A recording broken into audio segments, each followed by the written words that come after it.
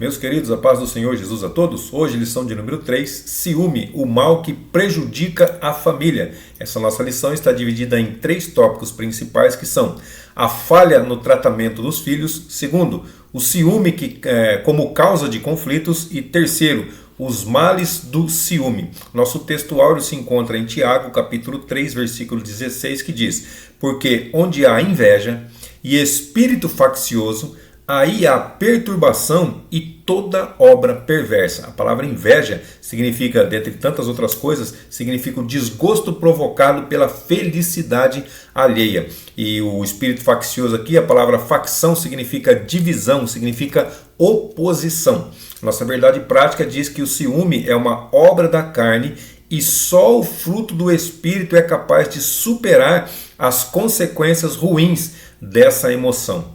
Então nós já temos aqui um antídoto, né? Dentro da lição vai falar sobre isso, mas nós já temos aqui um antídoto para poder combater o ciúme, combater a inveja, combater sentimento faccioso, combater tudo que é de ruim dentro de nós.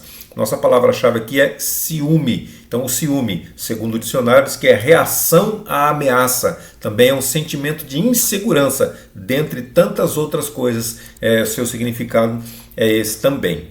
O primeiro tópico, a falha no tratamento dos filhos. Primeiro subtópico, a preferência de Jacó. Então tá vendo? Um dos causadores, um dos motivos causadores do ciúme é isso aqui, preferências. Então uma das coisas que nós temos que estar bem atento.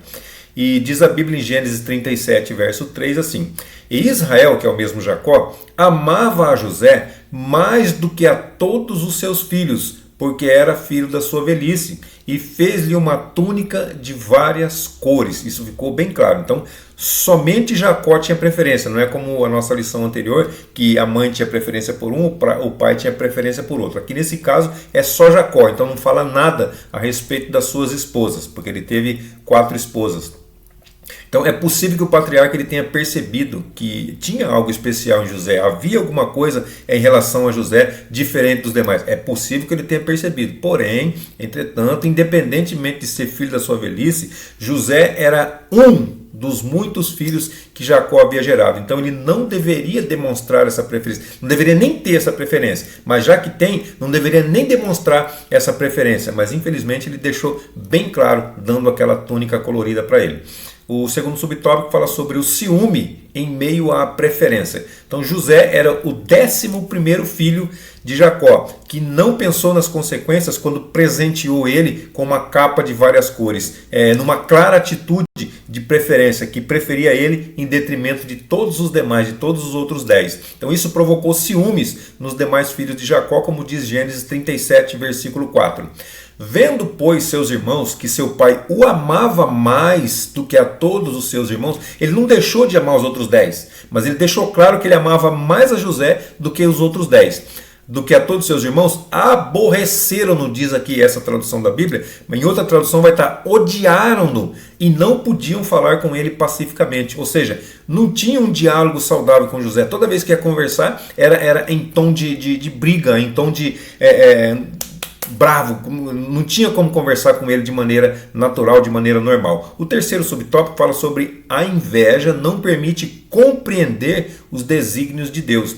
Então, além da capa colorida, também tinha o problema dos sonhos. Então José ganhou a capa e ele ainda teve sonhos, revelações de Deus que as pessoas, os irmãos dele não entendiam que se tratava de algo profético, né? Então, os sonhos de José colocavam ele sempre em superioridade em relação aos seus irmãos, inclusive até o seu pai e a sua mãe. Gênesis 37, versículos do 5 ao 9 diz assim: e teve José um sonho que contou a seus irmãos. Por isso o odiaram ainda mais. Então, ou seja, além da capa, ainda o sonho. E eles já odiavam ele. E aqui está dizendo, a própria Bíblia está dizendo, odiaram-no ainda mais do que já odiavam.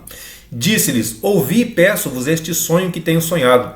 Eis que estávamos atando os molhos no meio do campo, e eis que o meu molho se levantava e ficava em pé, e eis que os vossos molhos o rodeavam e se inclinavam ao meu molho. Então lhe disseram seus irmãos: tu, pois, deveras reinarás sobre nós? Tu deveras terás domínio sobre nós? Por isso ainda mais o odiavam por seus sonhos e por suas palavras, a capa, os sonhos e as palavras, ele contava os sonhos deles. Interessante que até os irmãos de José eles tinham um dom de interpretação. José sonhava e eles interpretavam os sonhos dele também. Versículo 9: E teve José outro sonho, e o contou a seus irmãos, e disse: Eis que tive ainda outro sonho. Eis que o sol, a lua e 11 estrelas, quantos irmãos José tinha? 11, né? Então, o pai, a mãe e os 11 irmãos. E 11 estrelas se inclinavam a mim. Então os sonhos de José, eles tinham verdadeiramente um caráter profético, mas seus irmãos, eles entenderam isso como uma atitude presunçosa da parte de José. Por isso que eles o rejeitavam, eles não compreendiam os sonhos de José. Então talvez se José ficasse calado, tivesse sido melhor para ele. Gênesis, anos mais tarde, né, esse capítulo que nós vamos ler aqui agora, Gênesis 41, versículos 41 a 43, ocorre alguns anos para frente. Disse mais Faraó a José: Vês, aqui te tenho posto sobre toda a terra do Egito. E tirou Faraó o anel da sua mão, e pôs na mão de José, e o fez vestir de roupas de linho fino, e pôs um colar de ouro no seu pescoço, e o fez subir no segundo carro que tinha, e clamavam diante dele: Ajoelhai. Assim o pôs sobre toda a terra do Egito. Então aqui é o cumprimento do sonho profético que José teve lá atrás, mas para chegar nesse cumprimento, meu irmão, teve muita dificuldade, teve muita dor, teve cova, teve bastante trabalho para chegar até aqui. Mas chega, com toda certeza. Deus tem uma promessa na sua vida.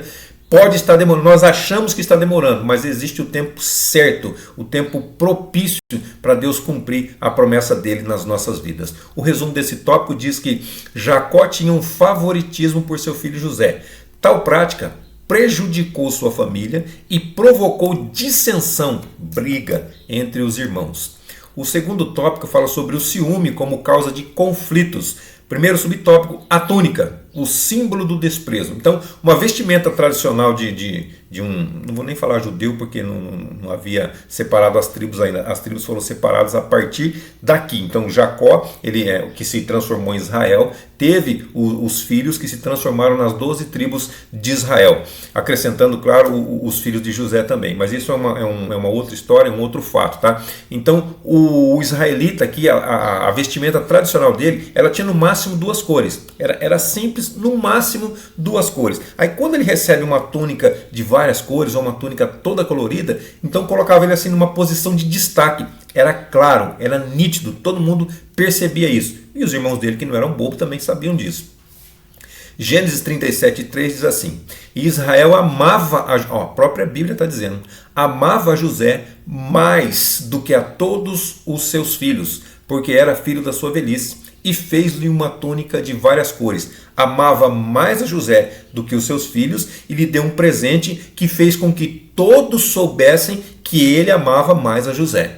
Então o versículo 4 diz: Vendo, pois, seus irmãos que o seu pai amava mais do que todos eles, odiaram. Então quer dizer, o presente fez com que todos notassem, ele já amava mais.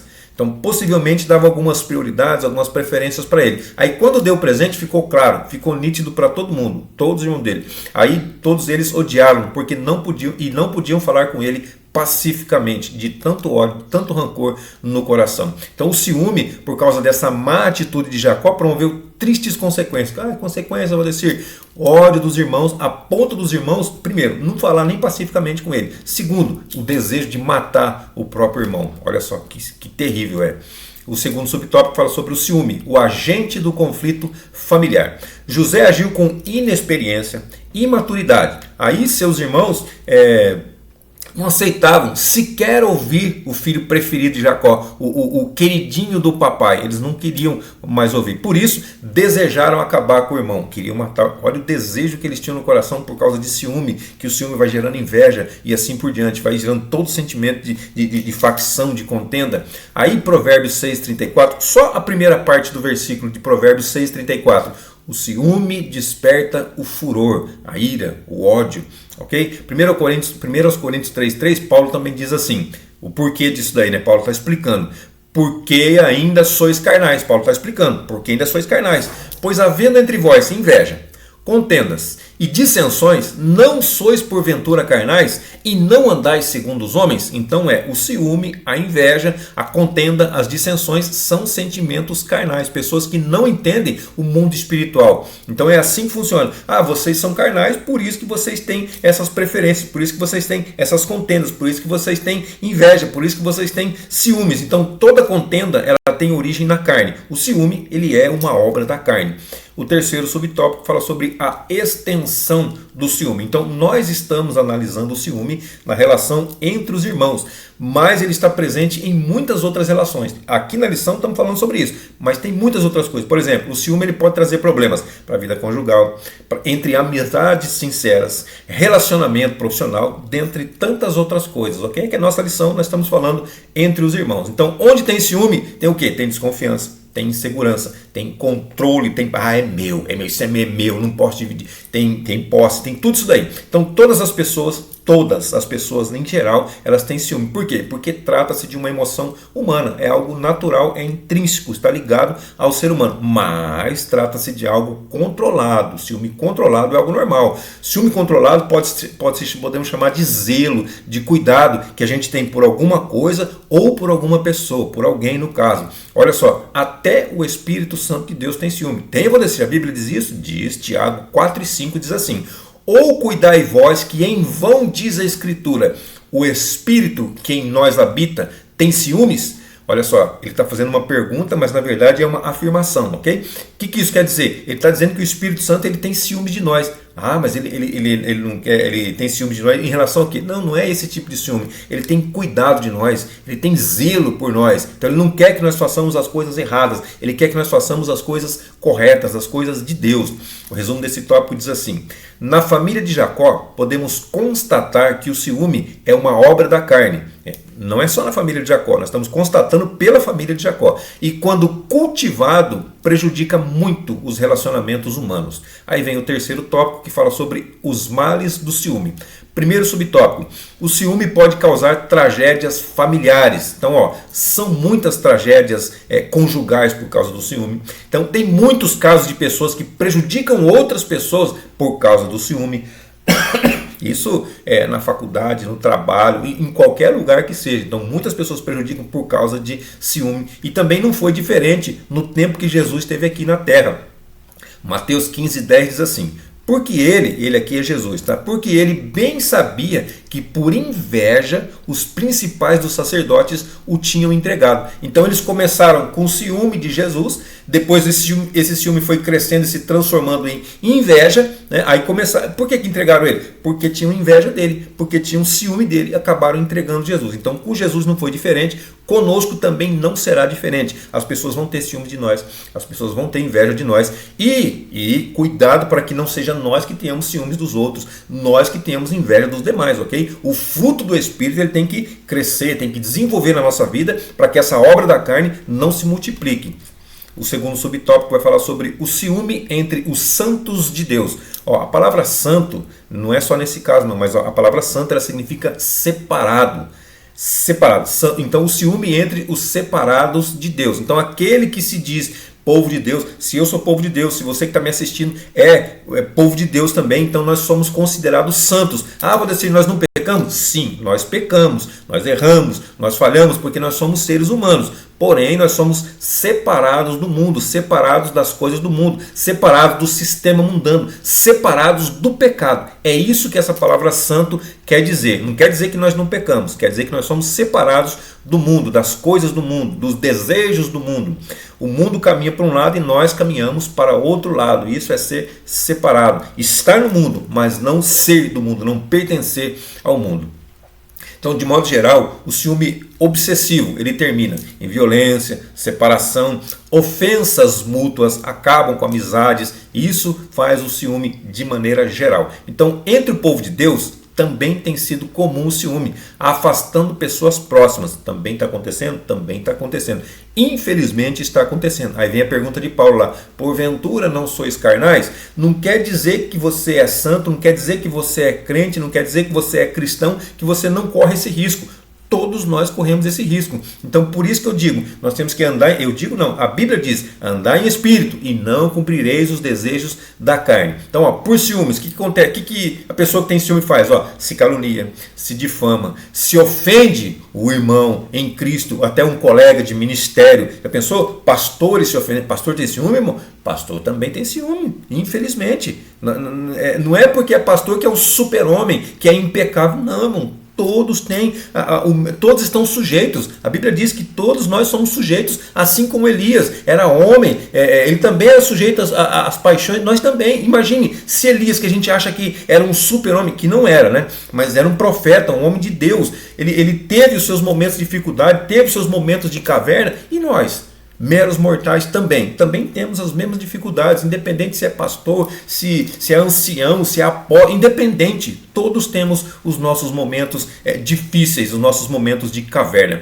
Então, ó, o que Gálatas 5:26, o que Paulo ele nos aconselha? Não sejamos cobiçosos de vanglória, provocando uns aos outros e tendo inveja uns dos outros. Tudo isso ele falou, não seja cobiçoso, não queira vanglória, não provoque um ao outro e não tenha inveja uns dos outros. Por quê? Porque o que Deus tem para você é para você. O que Deus tem para mim é para mim. O que é meu ele não vai dar para você, o que é seu não vai dar para mim. Não adianta eu querer o que é seu, não adianta você querer o que é meu. Então contente-se com o que é seu e eu me contento com o que é meu. É assim que funciona, é o que Paulo está dizendo. Não tem inveja do outro porque você tem o seu. Ah, Deus deu um talento para ele, mas deu um talento para você também. Não queira o talento dele, fique com o seu, cuide do seu, eu também vou ter que cuidar do meu. Amém, queridos? É assim que funciona. Então que o Espírito Santo de Deus, ele guarde os nossos corações. O terceiro subtópico vai falar sobre vencendo o ciúme. Opa, então tem uma fórmula aqui para vencer o ciúme. Em primeiro, é preciso alimentar a mente com as coisas de Deus. Aí olha o que Paulo diz aos Filipenses capítulo 4, versículo 8. Quanto ao mais, irmãos, tudo que é verdadeiro, tudo que é honesto, tudo que é justo, tudo que é puro, tudo que é amável, tudo que é de boa fama, se há alguma virtude e se há algum louvor, nisso pensai. Agora, se não for verdadeiro, se não for honesto, se não for justo, se não for puro, se não for amável, se não for de boa fama, se não tiver nenhuma virtude, se não tiver nenhum louvor nisso, então nem passe pela nossa cabeça. Eu não consigo evitar o pensamento. O pensamento talvez nós não possamos evitar, mas colocar para fora o pensamento, isso nós podemos evitar. Isso está no nosso controle. Então, enquanto a palavra está dentro de nós, ela é nossa escrava. Nós lançamos a palavra, nós somos escravos da nossa palavra, somos escravos daquilo que nós falamos. Então, se não for nada disso, se for isso, nós temos que pensar. Se for alguma coisa boa, verdadeira, pura, honesta, sincera, amável, de boa fama, virtude, se houver louvor, nós temos que pensar nisso. É o que Paulo está dizendo. Se não for, suma, tire esse pensamento da nossa cabeça e se vier também, não coloquemos para fora. Então, o que pensamos e o que está em nosso coração, ele determina as nossas ações. É o que nós vamos fazer. Olha o que o versículo, que Provérbios, Salomão escrevendo Provérbios, disse assim, capítulo 4, versículo 23. Sobre tudo que se deve guardar, guarda o teu coração. Por quê? Porque dele procedem as fontes da vida, as saídas da vida procedem do coração. Então, se o nosso coração é mau, os nossos atos também serão maus. Aí também, Jesus vai falar lá em Mateus capítulo 12, versículo 34, ele vai dizer assim, ó, raça de víboras, como podeis vós dizer coisas boas sendo maus? Ó, se nós somos maus, como nós podemos dizer coisas boas?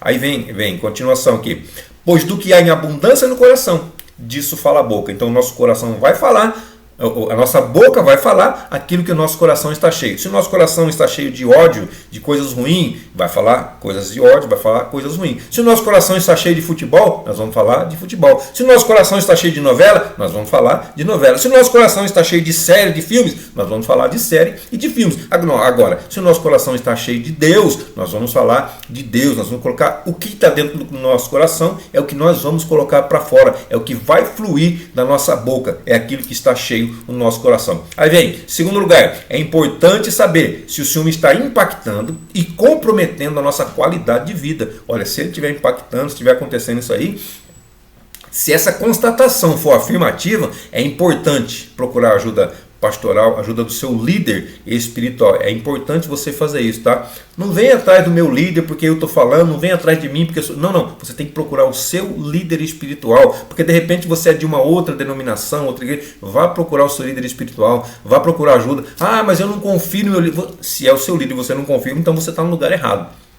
você está no lugar errado. Então procure um lugar onde você confie no seu líder. Você tem que estar no lugar que você confie no seu líder. O seu líder tem que ser uma pessoa de confiança. O seu pastor tem que ser uma pessoa de confiança também. Não consigo, não tem. Procure uma ajuda profissional. Vá atrás de um profissional para poder te ajudar com isso daí. Porque você precisa sair disso. Irmãos, nós precisamos levar uma vida espiritual para poder habitar com o Senhor. Porque Deus é espírito.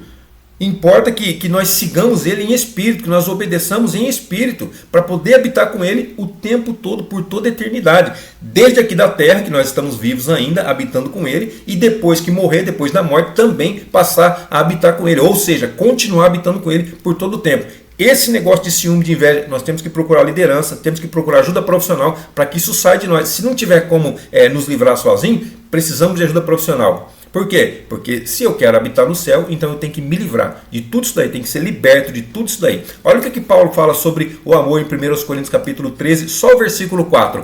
O amor é sofredor, o amor é benigno, o amor não é invejoso, o amor não trata com leviandade e o amor não se ensoberbece, não é cheio de si. Tá vendo? Então é justamente o inverso do ciúme, é justamente o inverso. Amor de um lado, inveja do outro. Amor de um lado, ciúme do outro. Amor de um lado, obras da carne do outro. Ok? Se precisarmos de ajuda, temos que correr atrás de ajuda. Então a palavra de Deus, ela ainda é o melhor antídoto para tratar as emoções negativas. Ela ainda é e ela continua sendo e continuará sendo o melhor remédio para tratar todo tipo de emoção negativa. Aí o resumo desse tópico diz que o ciúme obsessivo quase sempre resulta em violência, separação, ofensas mútuas no casamento. Então elimina também as relações de amigos e de irmãos. Amém, queridos? Deus abençoe sua vida, sua saúde, seu ministério, suas finanças e até a nossa próxima aula, se assim Deus nos permitir.